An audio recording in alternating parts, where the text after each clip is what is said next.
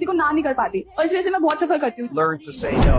Learn to say no. Learn to say no. Plan to say no. जितने भी शरीफ लोग होते हैं उन्हें ना बोलना आता नहीं है और उस चक्कर में ना वो बहुत सफर करते हैं और लोग इसका फायदा उठाते हैं बहुत। जब ना फील होता है दिल खोल के ना बोल दो। Limit your availability to create exclusivity. Not be easily available to everyone. ना बोलना सीखो लोगों को, मना करना सीखो। जो नहीं करना तो नहीं करना। हर किसी को खुश रखने की जिम्मेदारी तुम्हारी है। गलत करो मत तो गलत सहो मत, फिर तुम्हारे पर बाल बाका निकल सकता। યુદ્ધના મેદાનમાં અર્જુન જ્યારે મૂંઝવણમાં હતો ત્યારે ભગવાન શ્રી કૃષ્ણએ પણ તેને આ જ શીખવ્યું હતું કે સંબંધો અને લોકોની લાગણીઓ ખાતર તારા કર્તવ્યો સાથે બાંધછોડ ન કર. જો તારે અયોગ્ય બાબતોને નકારવી પડે તો નીડર બનીને તારો નિર્ણય લે. લોકોને કડવું લાગશે એવું માનીને હા કહી દેવી એ તામસિક વૃત્તિ છે.